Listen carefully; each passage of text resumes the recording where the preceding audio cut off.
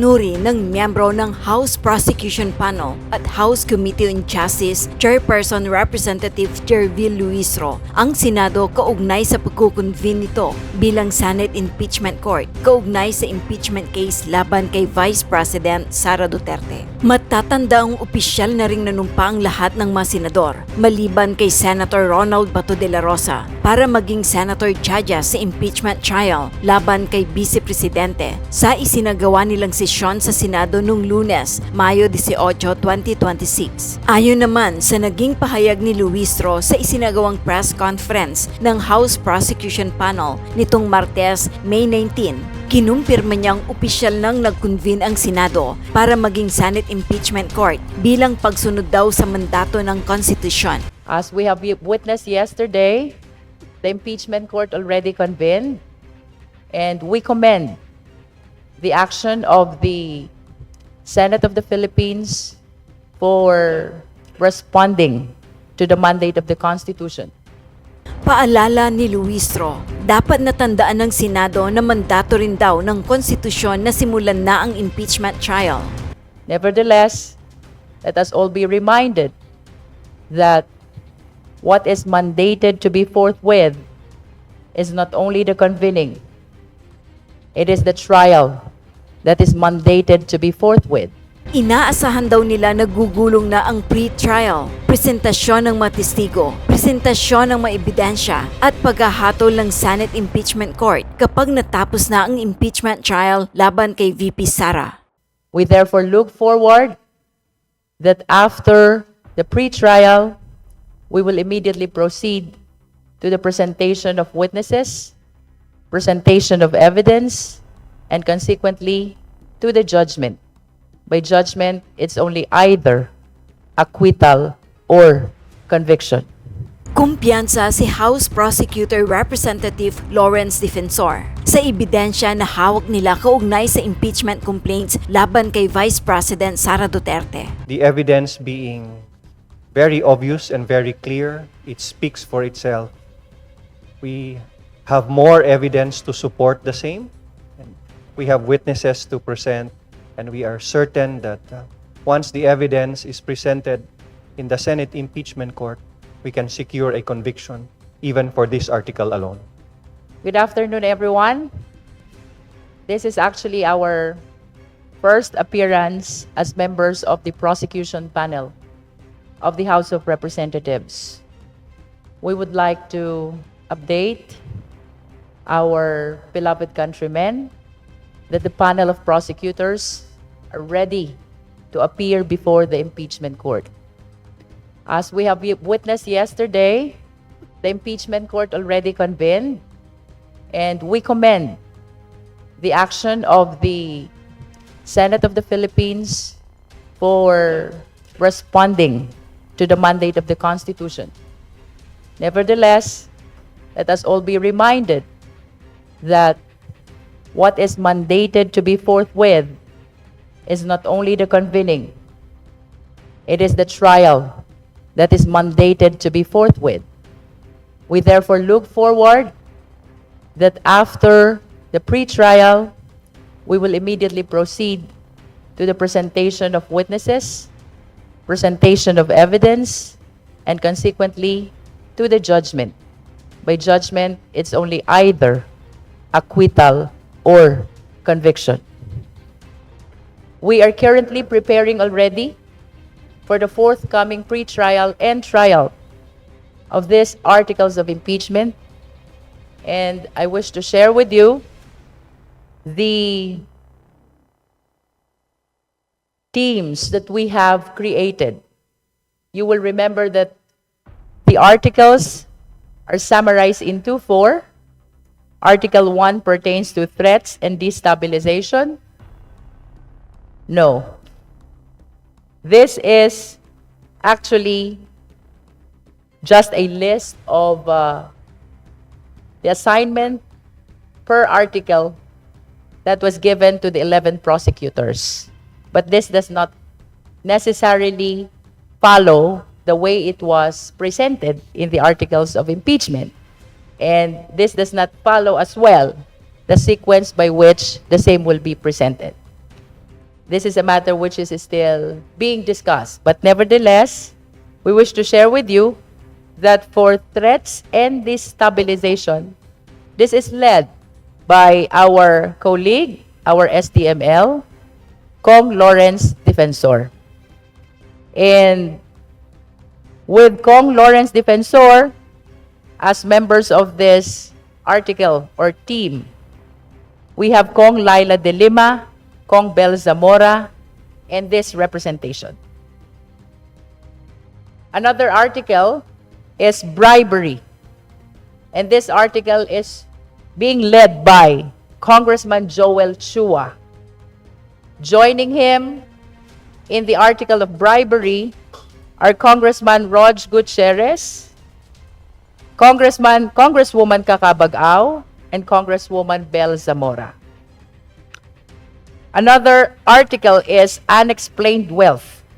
This article is being led by Congressman Terry Ridon, and with him are the following: Congressman Chel Jokno, Congressman Kakabag-Aw, Congressman Rog Gutierrez.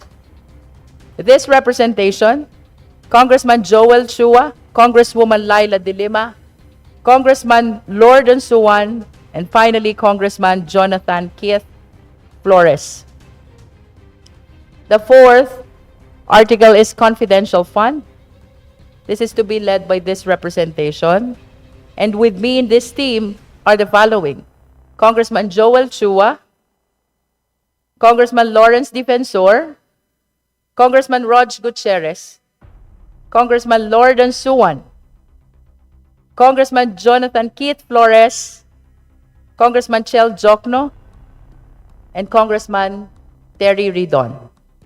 Like what I have said, this is the assignment so far with respect to the 4 articles of impeachment as to the participation which the 11 prosecutors will be handling.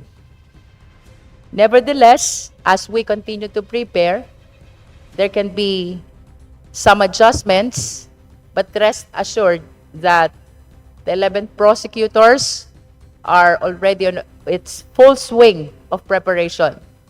So come the pre-trial and the trial, you will expect that the 11 prosecutors will be there to appear before the impeachment court. So, for the opening statement, that is quite short, but of course, the 11 prosecutors, the 10, are ready to answer your questions. Ryan? Thank you, ma'am. To open the media question, we will call on Marian Enriquez of TV5 for today's first question. Good afternoon po. Since may hatian na po tayo, how confident po yung prosecution panel in proving the allegations po of the articles of impeachment? Siguro per article kung sino yung lead can share po. Paano po kayo naghahanda and how confident are you to share your evidence? We're very confident with the evidence that we have.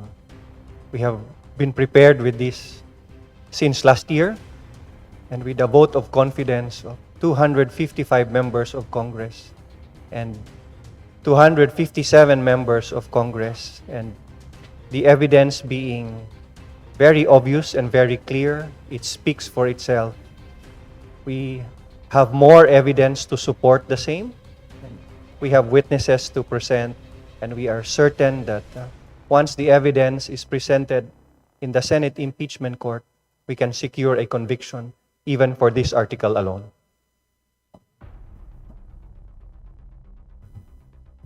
Okay, on unexplained wealth, no, nakita naman na po natin yung body of evidence during the course of the House Committee on Justice proceedings. We don't want to discuss further yung po mga detalye as before because we are within the impeachment trial process already. But yung po mga dagdag na mga ebidensya which did not get disclosed during the course of the committee proceedings, we will seek to presented during trial. Kasama po dyan yung unsealing of the BIR box. Kasama din po dito yung pagbubukas nung pong bank accounts nung pong mag-asawang Duterte Carpio. So, given the entirety of the body of evidence that we had seen, tingin ko naman po, on unexplained wealth pa lang po, we can secure a conviction of the Vice President. With respect to the articles regarding the bribery, ito naman po ay nakita na natin during the committee hearing of the good government during the 19th Congress. And ito rin po yung magiging presentation natin. But of course, since the impeachment court had already convened, we are barred from discussing about the merits. But rest assured, everything will be according to kung ano man yung plan tsaka legal strategies na amin pong nagawin. Salamat po. For confidential fund, we wish to express our confidence in proving this article, establishing the guilt of the respondent. We have seen the evidence already. As a matter of fact, as early as during the 19th Congress, during the inquiry in aid of legislation of the Committee on Good Government and Public Accountability. You will recall the testimony that was presented by PSA about the fictitious names appearing in the documents evidencing payment. You will remember also the testimony of the NBI about the signatures, which appear to have been authored by only few number of persons. So we can also include the notices of disallowance recently issued by the COA, as well as the denial of the appeal of the respondent vice president, which means they are affirming the 73 million notice of disallowance for 2022. So, like what Kong Joel Chua already mentioned and Kong Terry Ridon, we cannot discuss anymore on the merits because we have entered our appearance already as public prosecutors yesterday, and we are bound by the prohibition which is included in the Senate rules on impeachment. Nonetheless, we are reiterating our confidence in establishing and proving these 4 articles of impeachment. Last na lang po from my end. Go ahead. Chair, can you also divulge na po kung pwede kung sino yung mga private prosecutors, napiling mga spokesperson, impeachment managers, and also you mentioned during your opening statement, let us all be reminded that yung forthwith, it's not only the convening, it is the trial that is mandated. May fears po ba, may concerns po ba tayo na harangin pa muli yung trial? I am actually very positive about the impeachment court because they responded already to the mandate of convening forthwith. Nevertheless, we just want to remind our beloved countrymen that what is being mandated by the Constitution is not only convening forthwith. What is mandated is trial forthwith. By trial, it means presentation of evidence, presentation of witnesses, which will lead to decision of either conviction or acquittal. We are positive and we look forward that we will be appearing during the pre-trial and thereafter the trial, where we will be presenting all the evidence for the prosecution.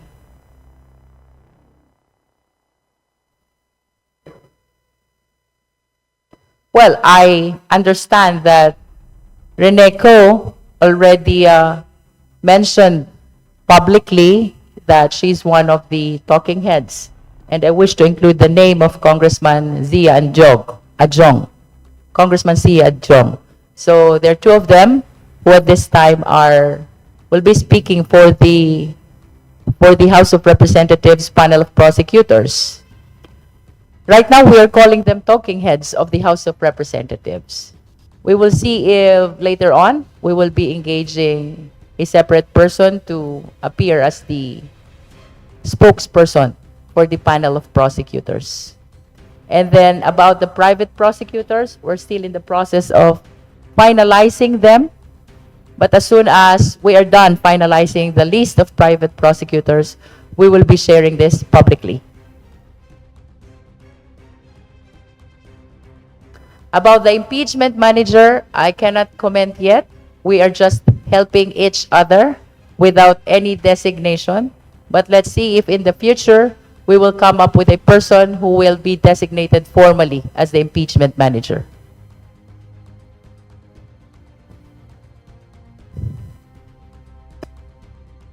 Thank you. Are there any other comments from the House prosecutors? If none, we will recognize Jonathan Andal from GMA7. You may proceed. Good afternoon po. Congressman Keith Flores, lahat po ng kasama nyo rito bumoto ng yes sa impeachment. Kayo lang po yung nag-abstain. Pero kayo po ay public prosecutor ngayon. Pwede po malaman ang dahilan, ano po ang reason, bakit kayo nag-abstain at bakit nyo rin po tinanggap na maging public prosecutor? Well, being prosecutor is the collective wisdom of the members of Congress. No? So I was nominated and elected, and after that, I took on the role as public prosecutor. Ano po yung reason, sir, kung bakit kayo nag-abstain? Pwede po malaman. Well, there were personal and political reasons for abstaining, but it wasn't about the articles of impeachment. Thank you, sir. Last question na. Ma'am, can you walk us through sa magiging sa proseso ng pre-trial stage? Ano ang mga mangyayari doon? Gaano katagal ang aabutin nito bago tumungo sa mismong trial? Well, by pre-trial, what I can share with you is my experience in the ordinary criminal case, no? There will be stipulation of facts, there will be submission of the name of the witnesses, and submission of the documents to be presented. But we have to know yet as to what will be the rules of the impeachment court with respect to the conduct of the pre-trial. I hope that we will be given the opportunity as well to participate in coming up with these rules which will govern the pre-trial of this impeachment proceeding. Last na po. Yung mga private prosecutor na kukunin po ninyo, allowed po ba sila to conduct cross-examination? Ano po ang nasasabi sa rules? Well, cross-examination is allowed every after direct examination of the witness, be it a witness of the prosecution or a witness of the defense. So to your question as to whether the public prosecutors are allowed, so long as they are under the direct control and supervision of the public prosecutors, private prosecutors are allowed. Thank you. Let us now go to Lance Mexico of Newswatch. Lance? Hello, good afternoon po. Siguro po first to Congresswoman Luistro or Prosecutor Luistro, may survey po na lumabas kamakailan na nagsasabi na public opinion is still yung preferred ng mga tao over evidence daw pagdating sa impeachment ni Vice President Sara Duterte. Sa inyo po bilang lead prosecutor, how will you convince not just the prosecutor, not just the judges, the senator judges, but also the public that there is enough reason to convict the Vice President? Evidence and public opinion are very much intertwined. If you will be able to present strong evidence, therefore you will be able to get a favorable public opinion. Both are significant for us to be able to establish the 4 articles of impeachment. Right now po, siguro anyone can answer kung sino po yung gusto. Ano po yung biggest challenge na nakikita ng mga prosecutors sa paparating na impeachment trial? Anyone can answer po. Okay po. Sige, si Congressman Defensor. One of the biggest challenges that we face is fake news, trolls na mali ang ikinakalat na balita, maling ebidensya ang binabarina sa utak ng ating mga kababayan. Ang fake news at trolls, dapat matigil na yan. And this impeachment is one of the biggest step that we can take for accountability to start in this country. Pero dapat ma-overcome din natin ang fake news dahil hindi natin maaabot ang katotohanan, hindi lang sa impeachment na to, but truth in everyday living kung hindi natin ma-overcome ang fake news at mga trolls na umaatake hindi lang sa House of Representatives but to truth itself. Thank you, Kong. Siguro last na po on my end to Congresswoman Luistro. We are all aware po dun sa Senate leadership change nitong nakaraan, and hanggang ngayon po medyo uncertain pa rin because 13-11 pa rin yung majority and minority. Is this something na concern po ang prosecutors? I mean, are you concerned with the current majority members or with the current lineup of senators, especially dun sa majority ay kilala naman pong kaalyado talaga ni VP Sara at ng mga Dutertes? Well, let us all be reminded that this is a constitutional duty that the public prosecutors are trying to fulfill. So regardless of who are in the majority and who are in the minority, the 11 prosecutors will be very much obliged to help establish these 4 articles of impeachment. We wish to express also our highest respect to all the senator judges. We understand that even they are responding to their constitutional duty. So we expect that we as public prosecutors will be responding to their mandate in the same way that the senator judges will be impartial and independent in hearing and resolving these articles of impeachment as what the Constitution mandates. Thank you, Lance. Dwight De Leon of Rappler, go ahead with your questions. Hello po, good afternoon. Balik lang po ako kay Congressman Keith Flores. If you may just expound kung ano po yung personal political reasons for not voting in favor of, or for not, basically not voting po sa impeachment. Given that last year, you also, if I'm not mistaken, you signed the impeachment case against the Vice President, and does it undermine the optics of the prosecution team that one of the members didn't vote in favor of impeachment? Well, again, as I said, it's personal political reasons. But it's not the first time that a public prosecutor was nominated and elected in the impeachment process as a public prosecutor. No, it happened before when a public prosecutor also did not vote for the articles of impeachment but was nominated and elected by the House. Again, as I said, no, I yield to the collective wisdom of the members of the House when they elected me. Is part of the reason, siguro po, based on consultation with constituents, did that play a role in why you didn't vote in favor of impeachment? Well, yes, that played a factor of my decision on abstaining. But it wasn't because of the articles of impeachment. I could not, in good conscience, vote against the articles of impeachment because I was present all along when the Committee on Justice heard the evidence presented before. When you say, sir, that your constituents played a role, is it because you consulted them and they had hesitations, they had reservations when it comes to the impeachment case? Well, I think it cannot be denied that there are a lot of people in Mindanao who are actually for the Vice President. So that playing a factor, yes, that played a factor also in my considerations whether to vote or not to vote. But also as far as maybe the trust and confidence of the members of the House, maybe because I was already a member of the impeachment prosecutors in the previous year, and my familiarity with the case being a vice chairperson of the Committee on Justice, that played a role in their decision in electing me as one.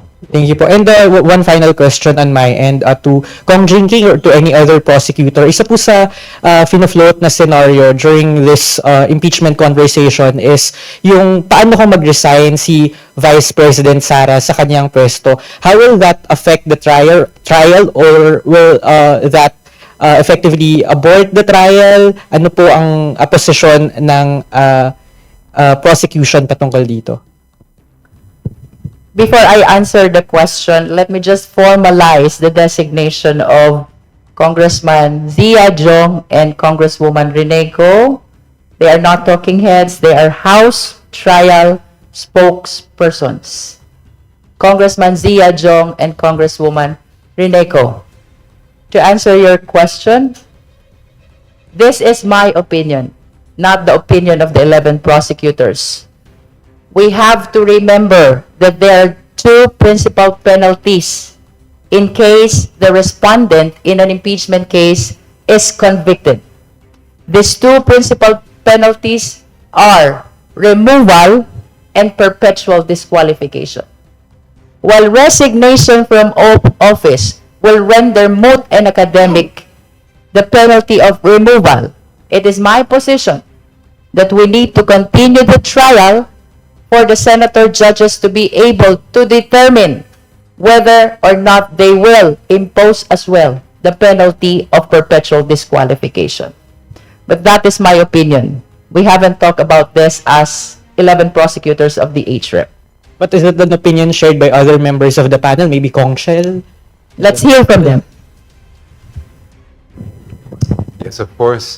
That's a very valid observation made by our chair. Okay po. Sige po. Thank you po. Thank you, Dwight. Rose Casap, UNTV is next.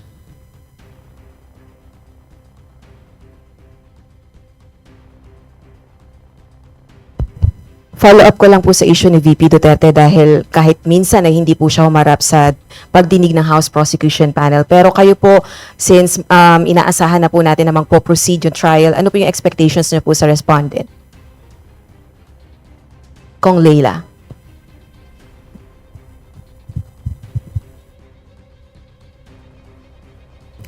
Alalahanin po natin that this is also due process for VP Sara. So, pagkakataon niya to. So, it's time for her to face and answer the accusations against her. Kung walang kasalanan, dapat walang iniiwasan o walang dapat iwasan. Wala rin dapat pagtakpan at hindi dapat ito hinaharang. So, well, I guess I heard from the news that the councils of VP Sara will be responding to the summons by filing the appropriate answer. So, pagkakataon niya to, this is due process for her.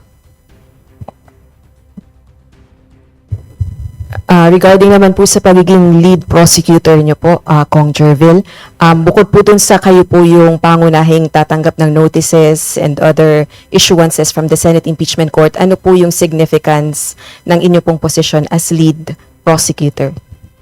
Well, my understanding about my becoming the lead prosecutor is because I am the chairperson of the Justice Committee, which heard the impeachment complaints which were later on turned into the articles of impeachment. That was upon the hearing and all the proceeding before the Justice Committee.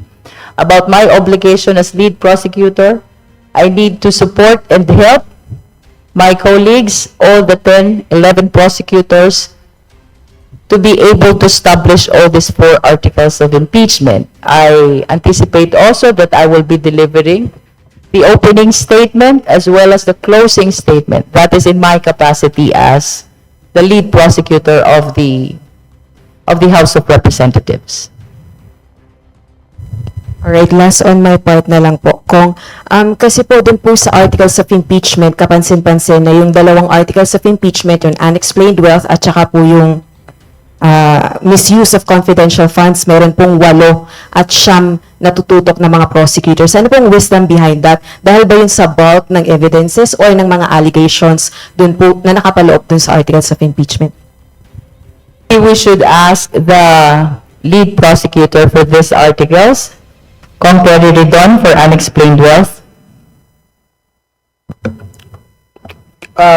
Well, yung po unexplained wealth, ano po talaga ito, no?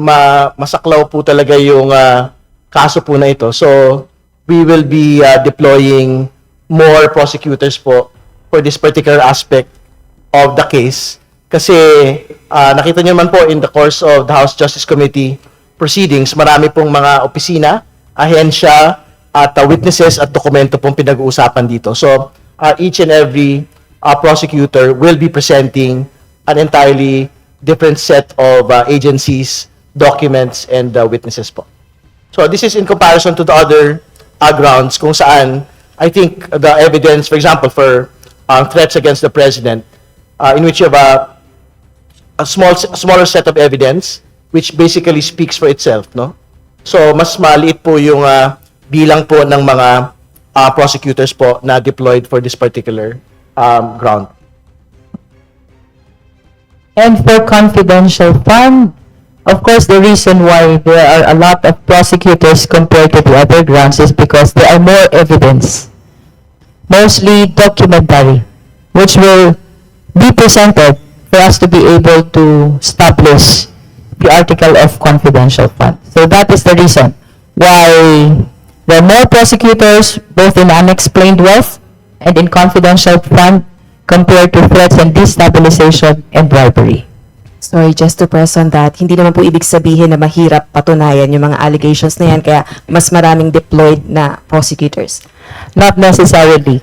The unexplained wealth and the confidential funds evidence are mostly documentary, voluminous documentary evidence, which reason we will be needing a lot of prosecutors to help us present this article of impeachment. Thank you, Rose. Bibian Gulia of ABS-CBN2 is now recognized. Kong Jervil, ano po ang stand ng House Prosecution? Tingin niyo po ba makakabuti kung dadalo si Vice President Sara Duterte sa trial sa Senado sitting as an impeachment court? I wish to add to the answer of Kong Laila a while ago. In addition to that being part of her due process, this is likewise her constitutional duty. Let us remember the mandate of transparency and accountability pronounced in the Constitution, and I think the people are waiting for her answers. So, aligned to that accountability mandate, I believe she should attend and present her defense. Thank you, Kong Keith Flores. Ano po ang pwede naming asahan sa inyo as prosecutor? Kasi nga, you abstained. I know you mentioned some reasons earlier, pero hindi po ba sort of requirement sa among prosecutors na naniniwala sa articles of impeachment na kanilang didepensahan at ipepresenta sa Senado? That's why I said earlier that I could not in good conscience vote against the articles of impeachment because nakita naman natin yung evidence that was presented before the Committee on Justice and it was unrefuted by the Vice President because she did not counter it at all. No? So, for me, parang it's easy. It's an easy decision. No? I'm taking on the role because not only was I elected, but because I also saw what was presented before the Committee on Justice.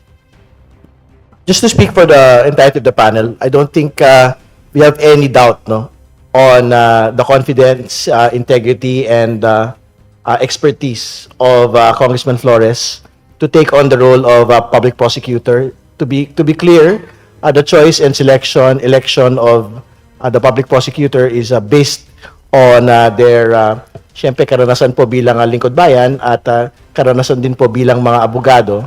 At tingin naman po namin ay competent si Congressman Flores to take on the role as a public prosecutor. And I would like to thank Kong Terry for that. Last na lang, Kong Jervil, paano po, how did we arrive at the decision dun sa hatian po ng articles of impeachment? Well, of course, we consider the familiarity of the prosecutors to the article. We have to remember that for bribery and confidential fund, these were the subject matters of the investigation of the Committee on Good Government back in the 19th Congress, no? As a matter of fact, for threats and destabilization, with the permission of the concerned prosecutors, these are the same assignments that they have during the first impeachment back in 19th Congress. I am referring, of course, to our lead prosecutor, Kong Noy Defensor, and Congresswoman Bel Zamora. So, the first consideration is the familiarity to the article, and the second consideration is the choice the choice of the public prosecutors where they wanted to be assigned. Thank you, BBN. Next is Isa Bendaño Mali of GMA DCWB. Hello po, magandang hapon po. Kanina po nabanggit po ni Senior Deputy Majority Leader Lawrence Defensor na isa sa mga hamon po sa House Prosecution Team, yung fake news, yung trolls. Pero kayo po, mga members po ng prosecution team, handa rin po ba kayo na kayo po yung magiging biktima ng fake news, ng trolls, uungkatin po yung inyong mga kasaysayan? Ano pong masasabi niyo? Thank you po. Kung ako po ang tatanungin niyo, sanay na po ako niyan. So, hindi na po uubra yan. Thank you. Sanay na kaming lahat. Gusto lang naming magtulong-tulong tayo para mapaunawaan ang mga kapwa nating Pilipino na dapat manaig sana ang katotohanan, lalo na pinapanood ito ng ating mga anak, ng mga pamilya araw-araw. At hindi pwedeng mali na balita ang lumalabas sa social media na nababasa at napapanood.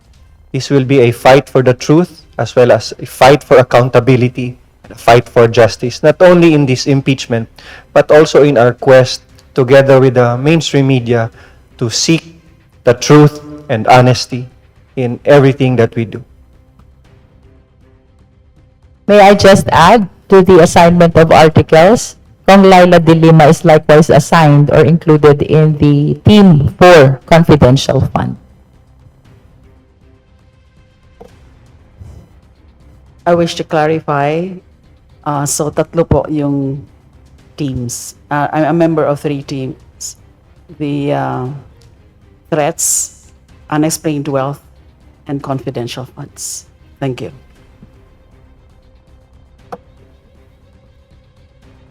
Thank you, Isa. You done with your questions? Okay.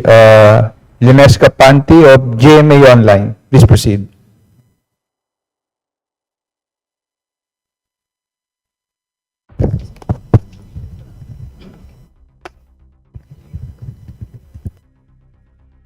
Good afternoon po. For the record lang po, do you intend to present the BIR box as evidence for the impeachment trial? Tama po ba? Would that be correct? Well, we will finalize po. Up until pre-trial, that decision will have to be made by that time. Pero that is one of the pieces of evidence kasi we had transmitted it to the Senate impeachment court, no? So we will make that final determination as to whether to unseal the BIR box. As a follow-up na lang po, kasi we have been, I don't think there's doubt dun sa evidence given the 4 impeachment hearings, at least initially. Parang wala namang masyadong rebuttal on the quality of the evidence. But the question is, are you not worried that you will not be allowed to present evidence ultimately? Because I understand for every evidence that you want to present, you would need the approval of the Senate Impeachment Court for that. I'm just recalling our experience during the Corona impeachment trial. Are you not concerned that, like Kong Shell knows this, the second envelope happened during the Corona trial, evidence for the PAL case, PAL FASAP case, was not allowed by the Senate Impeachment Court to be presented. So do you have similar worries now that ultimately your evidence will not be allowed by the court to be presented? Well, that is the purpose of the pre-trial. We are supposed to submit the list of witnesses as well as the list of evidence which will be presented during the trial, presentation of the prosecution's evidence. Although I understand that if the evidence is not yet available during the pre-trial, so long as we can justify the same, it may be presented still before the impeachment court, but that will be subject to the approval, of course, of the impeachment court. Kong Noy? Hindi kami nag-aalala na haharangin ang ebidensya naming ilalabas sa impeachment trial. kung haharangin ang ebidensya namin, remember that we are not the ones in trial. Huhusgahan din ng bayan ang ating mga senator judges. And while we will give them utmost respect, siguradong ang pagtingin ng taong bayan sa isang impeachment court na hindi papayag na ilabas ang ebidensya ay makapagbabago ng damdamin ng mga Pilipino. Lalo na sa team ng depensa, kung hindi na kayo nagpakita, kung hindi na kayo sumipot, haharangin nyo pa din ang ebidensya. Hindi talaga maganda ito para sa isang ini-impeach na mataas na opisyal. So we're not worried. We're prepared to present our evidence. No matter what they will do, sila na ang maghusga sa amin. Igagalang namin ang ating impeachment court. Madam Chair, may I add? Klarong-klaro naman po the decision on admissibility of evidence are made by the Senate as an impeachment court. But the discretion to present evidence kung ano pa yung ihahain namin na ebidensya ay nasa kamay ng prosecution. And the court cannot interfere with that discretion. Kaya sa simula pa lang kung gusto po namin na magtawag ng witness o kaya magpresenta ng mga dokumento, ay nasa sa prosecution po yon. Now, later on, how the Senate will evaluate that evidence or whether they will admit it will be subject, of course, to arguments and on both sides and then a decision by the court. Wala namang pinagkaiba yan sa regular na korte. Dagdag ko lang, sana maintindihan din ng mga kababayan natin na hindi pwedeng harangin ng teknikalidad ang procedure sa isang impeachment court. Huwag po kayong maniniwala na may mga technicalities kasi ang isang impeachment trial at isang impeachment process, sinadya ng mga sumulat ng ating konstitusyon na dapat maging maluwag ang pag-interpret ng rules of procedure para mailabas lahat ng ebidensya at matimbang ito ng husto ng ating mga senator judges at ang sarili nilang konsyensya ang maghuhusga. Wala pong dapat mabigat na ebidensya na kailangan ng proof beyond reasonable doubt, but the quantum of evidence required to convict is simply the personal assessment of each senator judge whether a high public official should be removed or may stay in public office. Madam Chair, if I may add. Thank you. Well, with all due respect sa ating mga kagalang-galang na senador, baka hindi lang kasi masyadong naunawaan ng ibang kababayan natin. Kasi nung umaalala, kung titignan po natin yung pagpepresenta ng ebidensya, ang pagpepresenta po ng ebidensya, hindi po lahat ng ebidensya na ipipresente ninyo ay tatanggapin talaga. Kailangan unang-una yung purpose mo, patunayan mo yung relevancy at saka yung materiality ng ebidensya. So pagka hindi tumutog, walang relevance yung ebidensya na ipepresenta mo doon sa issue, hindi po talaga yun tatanggapin ng korte. Kaya ako po naniniwala, ganito din na magiging sukatan o parameters ng ating kagalang-galang ng mga senador at hindi rin naman namin kinu-question na nung nakaraan, lalong-lalo na po, ang nag-preside po dito ay ang kagalang-galang na Senator Juan Ponce Enrile na isang mahusay po na abogado. Thank you, kagalang-galang na Joel Chua. Thank you. I asked the question because of what happened last Congress na very clear po yung political alliance ng ibang senator judges. That's why I ask if there are concerns na baka ultimately hindi po kayo payagan. What happens then? What is the recourse? Do you conduct a press conference? How do you, because as Congressman Jokno said, discretion po kasi ng prosecution which evidence to present. Siguro, we don't want to respond to hypotheticals at this point, di ba? Kasi, ang totoo naman po, we will have to fight for each and every piece of evidence when we reach that point. No? So, pero, again, like what had been stated, we have absolute faith in our senator judges that they will look at each and every piece of evidence, each witness, based on how they appreciate po the case itself. No?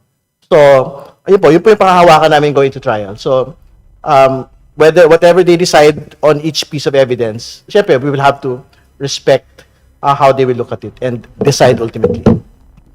If I may add, I think it would be, speaking, as a prosecutor also the 19th Congress, it would be unfair to say that it was purely political.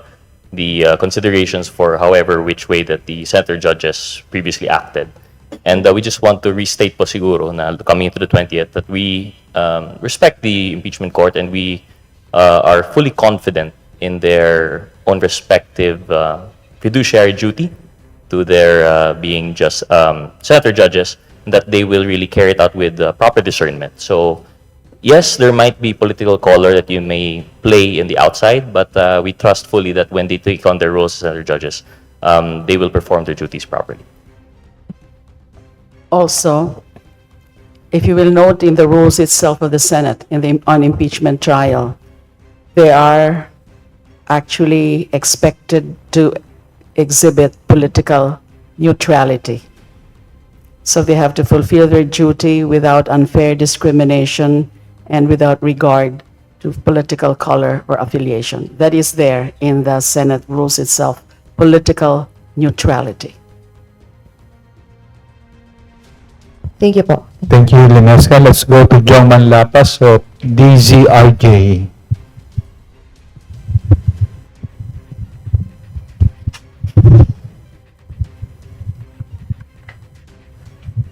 Kay Representative Lala de Lima po. Alam po ng lahat yung pinagdaanan ninyo under Duterte administration. Sa bilang isa sa mga first prosecutor po, masasabi po ba na payback na ninyo ito sa mga Duterte? Hindi po. I've been doing my job as a member of this House fairly and without any ill will against anyone. Hindi ko po style yan. Hindi po ako yung nag-exhibit ng vendetta. Ang para sa akin lang po, nakatingin lang po ako lagi sa prinsipyo ng katotohanan at pananagutan. Truth, also justice, and accountability. Salamat po, ma'am. Kay Congressman Torres po, pasensya na po ha. Sir, tiwala po ba kayo na madidiin ninyo ang si BP Sara sa base sa mga ebidensya ng ilalatag ng prosecutor? If you base it on what was presented by sa Committee on Justice, yes, I think so. Because wala namang ebidensya to the contrary ang binigay. Diba? That's what we were waiting for. That's what we were hoping for that she would do. Pero wala eh. That's why it would be very difficult not to say that we have enough to proceed with our case. No, pwede po ba kayo magbigay ng kahit na isa sa mga possibly na madidiin ninyo si BP Sara based doon sa ebidensya? Well, if you look at all the articles po, lahat po ng ebidensya na nag-gather namin is favorable to the articles of impeachment. Kasi nga, as I said, binigyan siya ng opportunity to present her evidence but she did not appear. So, yun ang problema po doon. Excited na po ba kayo sakaling makita kayo ni BP Sara? Natanong niyo siya? I guess none of us are like excited just to see her, but we're all willing to perform our constitutional duties. Yan lang po. Last po para po sa lahat. Hindi po ba kayo na nababahala na baka po mag-reflect sa susunod na eleksyon ng pagiging prosecutor ninyo ng impeachment court? Hindi po kami nababahala. We are fulfilling our constitutional duty as House prosecutors, as congressmen, as representatives of our constituents. And lahat po kami ay nandito para lang ipakita ang ebidensya laban sa Vice Presidente na nakita naming may pagkakasala. Kaya nga po, naglabas po tayo ng articles of impeachment. Hindi po kami natatakot sa susunod na eleksyon dahil naniniwala po kami na makikita ng taong bayan ang ebidensya, and we believe that the senators themselves will see the evidence, and it is now incumbent upon the senators to fulfill their constitutional duties as well.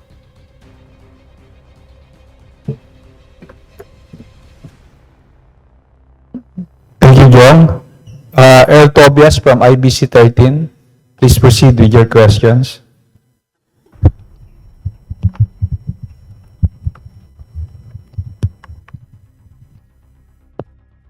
Sound. Ayun.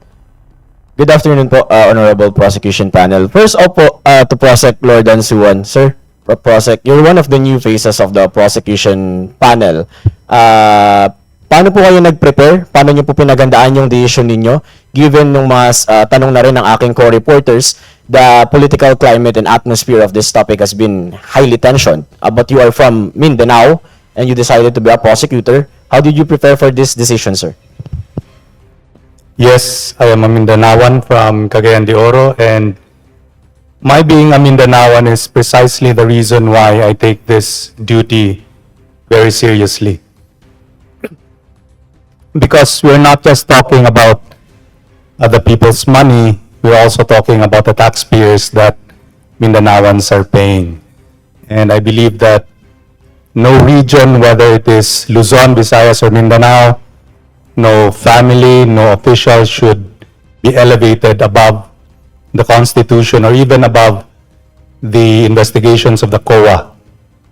And we are not here to go against or to move against or for any person. We are here for the process. And if nothing wrong was done, then the process itself will show it. And I think that's what we owe to every Filipino, including Mindanaoans. Follow up po. Thank you. As Prosec Lawrence Defensor said, malaking kalaban ninyo yung fake news. Sa social media ngayon, ang pinaiikot na naratibo ng ilang mga trolls ay parang pulo-pulo yung nagiging laban na parang Mindanaoan does take a stand behind VP Sara Duterte, and as if yung laban is not about accountability but versusan ng mga pulo. As a Mindanaoan, sir, would you like to debunk that, na yung narrative na pinaiikot na paggaling sa Mindanao, automatic anti-impeachment? Kaya nga yung pinakamalaking kalaban natin dito sa buong impeachment process ay yung fake news talaga. Because we are talking about accountability here, and accountability does not respect regional bias. So, dapat yung totoo ang manaig, and hopefully everyone can come together and, decide whether what we are sharing is really news or fake news. Yung pinakauna dyan, check natin yung source ng sinishare natin, kung troll account ba yan, or kung totoong media outlet. So, I think we should go back to the concern of the prosecutors that one of our biggest enemies here is fake news. Thank you, Prosec. For Prosec's Defensor, Dilima, Luistro, and Joke na po, I just to collate a heavy legal and a firm stand.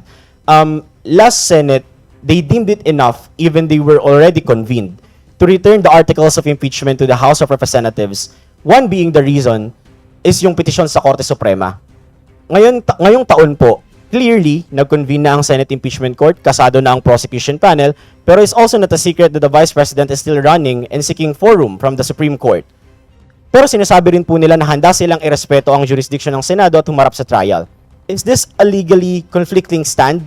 And dapat po ba sa pre-trial pa lang, kumpirmahin na ng kampo ni VP Sara Duterte kung haharap ba sila sa proseso, irerespeto ang jurisdiction ng Senado, o magpapasaklolo sa Korte Suprema? Thank you po. Of course, it is the prerogative of the defense team to elevate any issue which they believe consists of constitutional question to the Supreme Court. Nevertheless, even if there are pending petitions in the Supreme Court, this should not hamper or delay the impeachment trial, especially considering that there is no temporary restraining order or injunction issued by the Supreme Court for that matter. That is why earlier I said we commend the impeachment court. We are very much positive that they convened pursuant to the mandate of the Constitution, that is forthwith. Nonetheless, we are trying to solicit the support of our beloved countrymen that what is being mandated to be forthwith is not only the convening. What is being mandated to be forthwith is the trial. And by trial, it means presentation of evidence, presentation of witness, and which will lead to the decision of the impeachment court of either acquittal or conviction.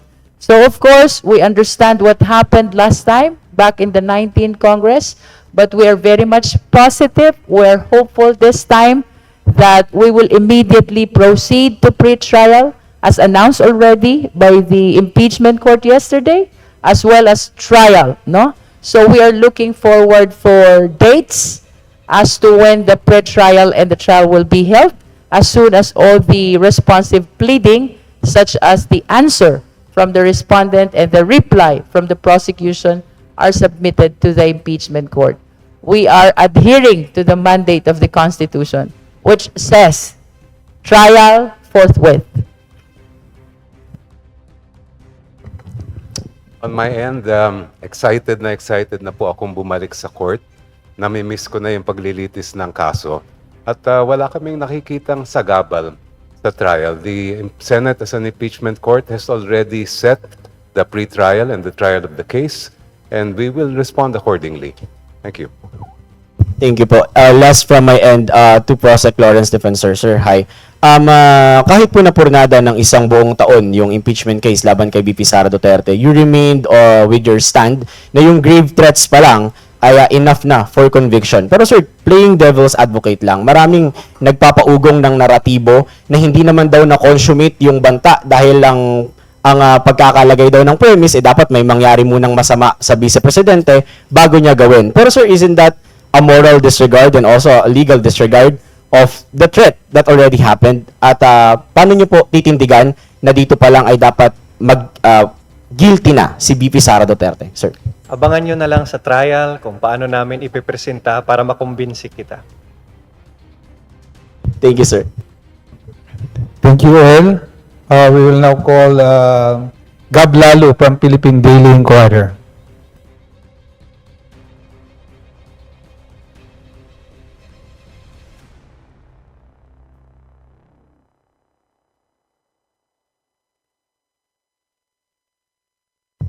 Hello po. Yung tanong ko premised on the fact na si VP Sara Duterte noon sabi niya gusto niya ng hearing sa Congress para ma-defend niya na hindi siya pumunta.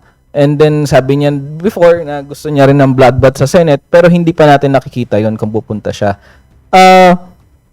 Possible po bang mag-proceed yung trial without the Vice President attending or her legal team participating in the trial? And under the Senate rules, even if the Vice President would opt not to attend, kahit hindi siya mag-attend, or kahit hindi siya mag-file ng answer, o kahit walang defense team nagdumating, trial will still continue. Those instances will only be considered as an entry of a plea of not guilty. So ulitin natin, kahit hindi dumating ang Vice Presidente, kahit hindi siya mag-file ng answer, kahit hindi dumating yung defense lawyers nila, tutuloy pa rin ang trial.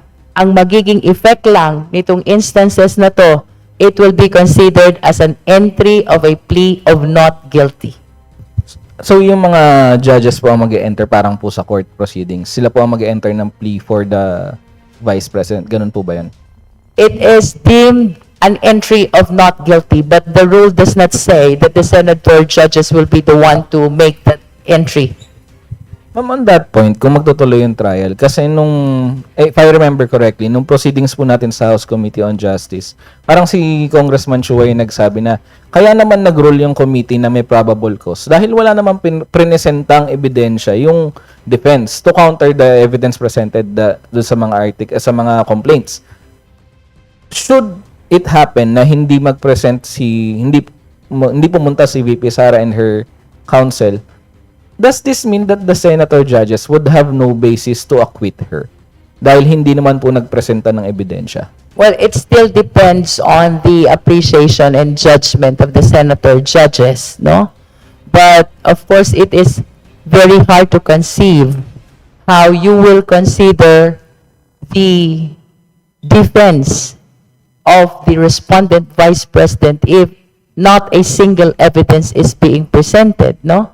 Tama ka dun sa pangyayari sa Justice Committee, the threshold is very low, probable cause lang, which is reasonable justification to be able to proceed to trial.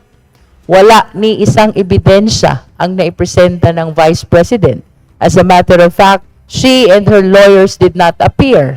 So, all the evidence of the complainants appear as unrebutted, unquestioned, uncontroverted. And considering that the threshold is only probable cause, of course, it is reasonable to anticipate that there will be a finding of probable cause. Now, with regards to the trial, if they will not be appearing, it will depend really on the appreciation and judgment of the senator judges if the evidence of the prosecution, considering the absence of the evidence of the defense, will be enough for them to render a judgment of conviction. Pero is it safe to say that VP Sara would put herself at a disadvantage if she would not attend? Kasi ito na yung last chance niya to dispute or refute the evidence. I believe that it will be disadvantageous for her if she will not be presenting her evidence because there's already evidence presented by the complainant and the same evidence will be presented before the impeachment court. If this evidence will continue to be unrebutted, uncontroverted, there is a possibility that the senator judges will be appreciating the evidence in favor of conviction. But of course, as I have said earlier, it will depend entirely on the appreciation and judgment of the senator judges. So, ma'am, sorry, last question on my end. Is it possible, ibig sabihin po ba possible na ma-acquit pa rin si VP Sara despite the defense panel not presenting any evidence kasi it is up to the senator judges? As far as we are concerned, the evidence of the prosecution is strong.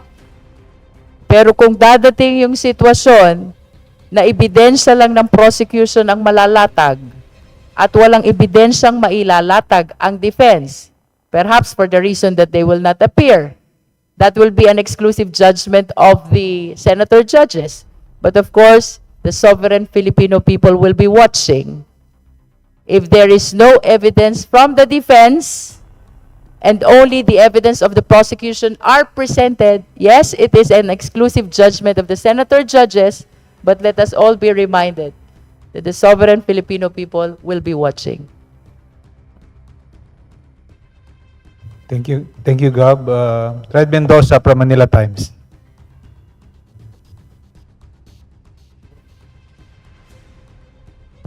Ma'am, I have 3 questions po, ma'am. Ma'am, I talked to two people, one from Mindanao and one from Luzon. And they said na they hated the impeachment process of the Vice President. Ayaw nila na, hindi nila boses yung nangyari sa impeachment trial. Some of the Filipinos that voted for you don't agree with what's happening with the impeachment trial. What's your thought po na hindi lahat ng mga bumoto sa inyo or lahat ng constituents ninyo ay pabor sa impeachment trial? And again, 32 million voted for the Vice President. Are you scared of a pushback from the 32 million who supported the Vice President? Notwithstanding na yung mga sinasabi ng mga ng voting doon sa House ay maraming Mindanaoan daw ang bumoto, which is equivalent daw doon sa population ng bumoto sa kanila. But that is not the case kasi some of the people I've talked to, they said hindi nila gusto yung nangyayari ngayon sa impeachment. Alam mo kasi what you should remember, this is a constitutional duty. By duty, this is not our choice. This is obligatory on our part to push for this proceeding, no? This is not a question of gusto ba namin o ayaw namin. No. This is a duty and therefore we have no choice but to push forward. If I may add, Una ka, ma'am. thank you. This duty is bigger than all of us. This duty is enshrined and mandated by no less than the Constitution and actually imposed by the Filipino people. So this is bigger than any one of us, and this is bigger and far more primordial than any personal or political concerns. Kung may taga Iloilo na hindi pabor sa impeachment at hindi pabor na naging prosecutor ako sa impeachment na ito, paglilingkuran ko pa rin sila habang congressman nila ako. Magkasundo man kami o hindi sa impeachment na ito. Next question na lang po. Kasi right now po, so far po yung mga observations po ng ilan sa ating mga kababayan sa social media is kayo daw po or most of the congressmen who received or who voted for the impeachment ay naka-receive daw po ng maleta, ng pera, or naka-receive daw po ng 20 million or any amount notwithstanding. These are the people that na sinasabi din yun po na some of them are trolls. Pero of course, hindi naman lahat sila, yun ang paniwala nila. Yun ang paniniwala nila. How can you combat yung ganitong paniniwala na hindi nyo sinisiraan yung kanilang political or political thinking na hindi kami nagtakatanggap ng ganitong pera, pero hindi kami nakatanggap ng ganitong pera. We did this because we believe in the case. Una sa lahat, tingin ko hindi na dapat i-dignify yung question kasi it's basically an accusation without basis. Di ba, Red? So, kung may maleta, nasan yung maleta? Kung may 20 million, nasan yung 20 million? So, I don't think that deserves an actual comment from the panel of prosecutors today. And my last question na lang po. Ano pong end all and be all po nito? I mean, people, sinasabi na nga, iba, dapat talo niya lang si Vice President Sara Duterte sa election. I mean, yun nga. I mean, dapat talo niya lang siya sa election kasi ang end all and be all nito is removal from office. She announced her role or she announced that she will run in 2028 elections, in the 2028 elections. Marami ang nagsasabi na pag nawala si Vice President Sara, a more friendlier Vice President would be appointed. So ano po ang end all and be all nitong impeachment End trial all na to? and be all of this impeachment process is accountability. We owe it to our people. We owe our being elected to our people.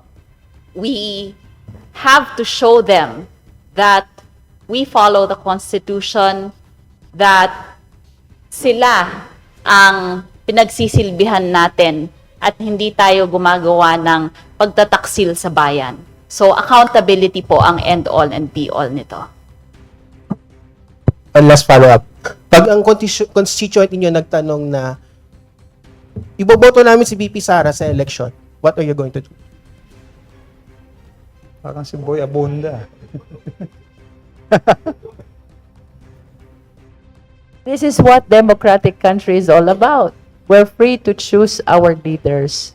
But please understand, the 11 prosecutors, we are simply responding to a constitutional duty. As a matter of fact, with all due respect to our constituents, this is not a question of natutuwa ba sila o hindi. Gusto ba nila o hindi. This is a duty which we really have to face. Thank you. Matred. For today's last question, we will call on Isaiah Miraflores of Billionario. Isaiah? Mirafuentes. Mirafuentes, sorry. Hi po, good afternoon. Stand corrected. Just want to ask a question regarding lang sa rin sa nangyayari sa Senate. Since some senators are saying na possible na i-dismiss nila ng mas maaga yung impeachment, binabantaan nila ng ganon. If ever ba mangyari yun, is there a parang legal remedies ba tayo na gagawin? I I am not aware of any senator who has commented already that they are intending to dismiss the articles of impeachment. As a matter of fact, they convened forthwith. So we are very much positive and we look forward that soon, upon receipt of all the responsive pleadings, we will be appearing before the impeachment court for the purpose of pre-trial and trial. Alright, thank you, ma'am. Last question, if ever lang, merong masuspend sa mga senador o dahil nga sa mga nangyari this past few days, 16 votes pa rin ba yung kailangan for conviction? That's correct. Regardless of the absent senators, regardless of whether there will be suspension of senators, the required number of vote is fixed. That is 2/3 of the 24 senators, which means 16, and that is fixed. Thank you, sir. Sir, sorry po just one last question na lang from, kung okay pa po, ano? From Jonathan Andal of GMA7. Hello po. Pwede po malaman yung thoughts niyo sa motion on the motion in the Senate na payagan yung remote or online voting on impeachment matters considering absent po si Senator Bato de la Rosa. Ano po ang posisyon niyo doon?